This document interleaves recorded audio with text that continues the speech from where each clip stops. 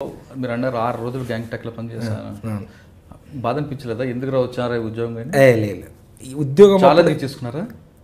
బాగా అనిపిస్తుంది, చాలా బాగా అనిపిస్తుంది. అంటే వాడు ఎక్కిజర్ పరిగెడుతున్న కొద్ది మీకు ఇంకా పెరుగుతుంటుందా టెన్షన్? అది ఆడంత గట్టిగా ఉంటే మనకు అంత మజా అనిపిస్తుంది. హానెస్ట్లీ ఎదుటోడు మనల్ని ఎంత ఇబ్బంది పెడుతుంటే హానెస్ట్గా అంతే థ్రిల్ వస్తుంది.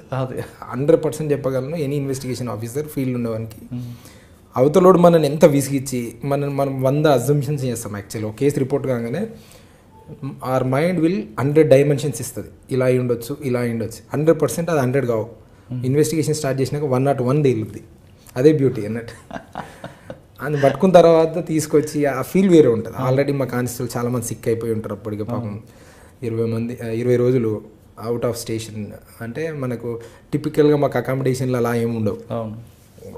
రోడ్ అయితే రోడ్డు, హోటల్ అయితే హోటల్, ఏది దొరికితే అది, ఏది ఉంటే అది అదే పుట్టకు. రిజర్వేషన్లు ఉండవు, ఏముండవు. ఇక అంతా కంబర్సమ్ అన్నట్టు. లోకల్ ట్రాన్స్పోర్టేషన్ మామూలుగా మాస్ ట్రాన్స్పోర్టేషన్ వెళ్ళిపోవడము చాలా ఇబ్బంది అయ్యేది.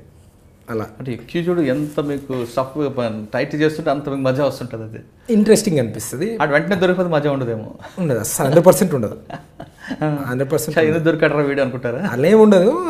ఓకే, దొరికితే హ్యాపీ.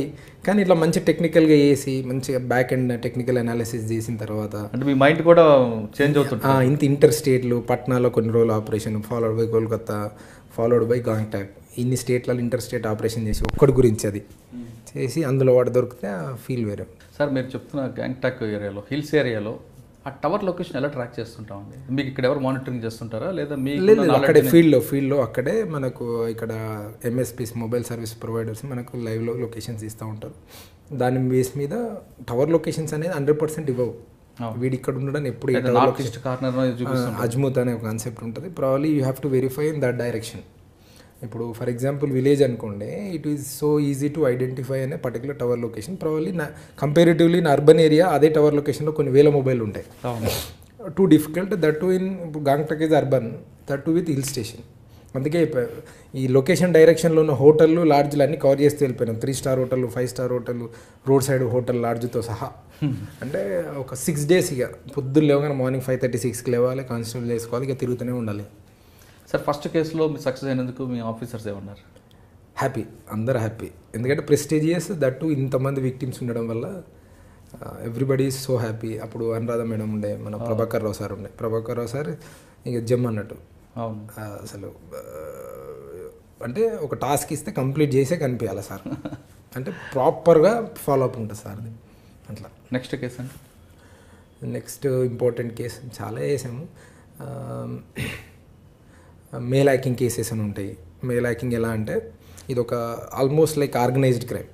ఇప్పుడు జనరల్గా వైట్ కాలర్ అఫెన్సెస్ అంటే బ్యాంక్ చీటర్స్ అని అలా ఏదైతే అనుకుంటామో, పర్ డే ఇండియాలో హైయెస్ట్ బెనిఫిషియరీస్ ఎవరంటే సైబర్ క్రిమినల్సే. hundreds of crores వెళ్ళిపోతున్నాయి. బట్ పాయింట్ ఏంటంటే ఒకటిది 10,000, ఒకటిది 1,00,000. ఒక కంపెనీ లెవెల్కి వచ్చేసరికి 5 లక్షలు కావచ్చు. మన ఒక కంపెనీ 1.5 కోటి వెళ్ళిపోయినాయి. ఇవన్నీ క్యుములేటివ్ టోటల్ చూస్తే హైయెస్ట్ బ్లీడింగ్ ఏరియా ఏది ఉంది క్రైమ్ పాయింట్ ఆఫ్ వ్యూలో వైట్ కాలర్ ఏరియాలో అంటే సైబర్ క్రైమ్సే అనే కలెక్టివ్ నోట్ ఆఫ్ టోటల్ ఇండియాలో చూస్తే.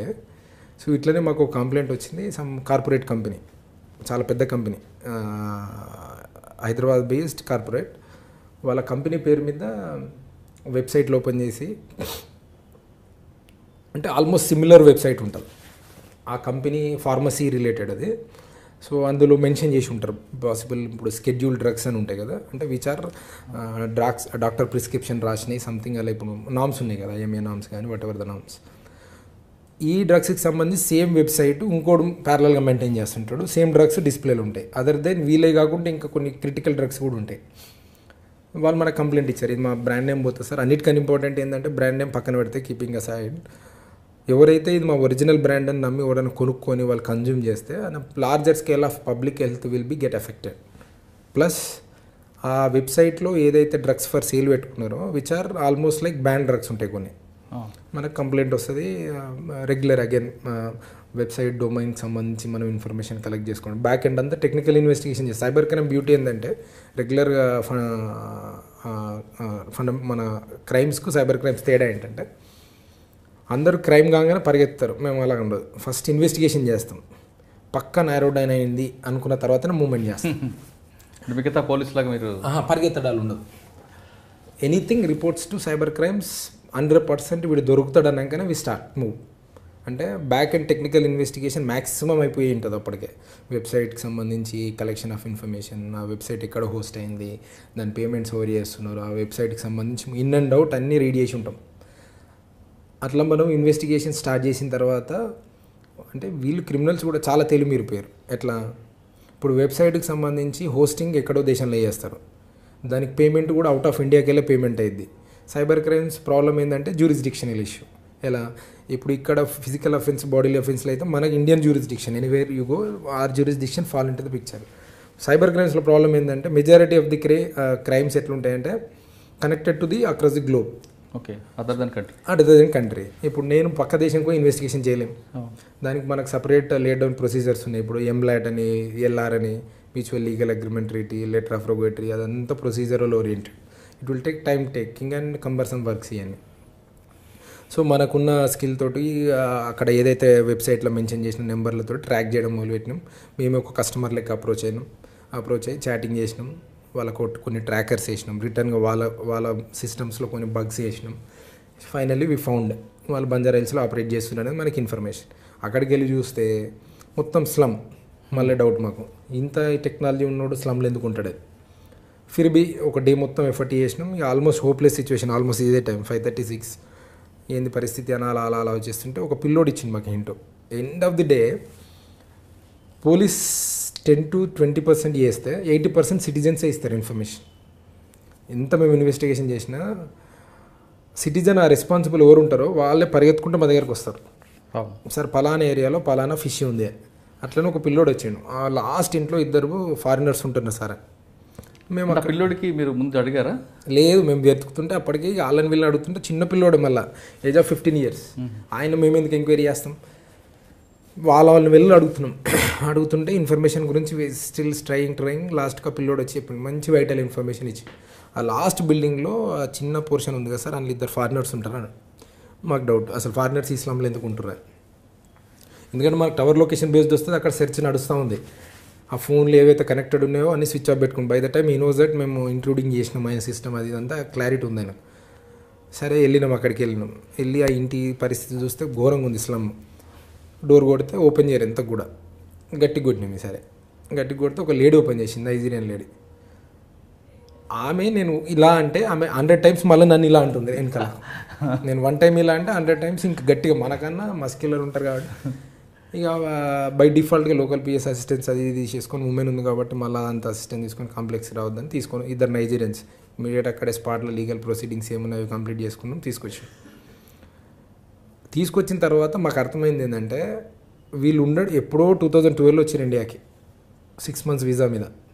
2012 నుండి ఇప్పటివరకు మనం అరెస్ట్ చేసే వరకు ఇండియాలో హ్యాపీగా తిరుగుతారు, వితౌట్ వీసా, వితౌట్ పాస్పోర్ట్. వీళ్ళు చేసే క్రైమ్ ఇది ఒక్కటనే కాదు, ఇక హ్యాకింగ్ అని వాట్ నాట్, ఎవ్రీథింగ్ ఇన్వాల్వ్స్ వాళ్ళతోటి. అలా ఫోన్లు మన ఫోరెన్సిక్, మన కింద ల్యాబ్ ఉంది, మంచి అడ్వాన్స్డ్ ల్యాబ్ ఉంది. ఆ ల్యాబ్ని యూజ్ చేసుకొని మన ఫోరెన్సిక్ ఎగ్జామినేషన్లో ఆ ఫోన్స్ అదంతా ఫోరెన్సిక్ అనాలిసిస్ చేస్తే జనరల్గా ఏమవుతుందంటే ఎనీ క్రైమ్లో పట్టుకోవడం వరకు అయిపోయింది మ్యాక్సిమం జోష్.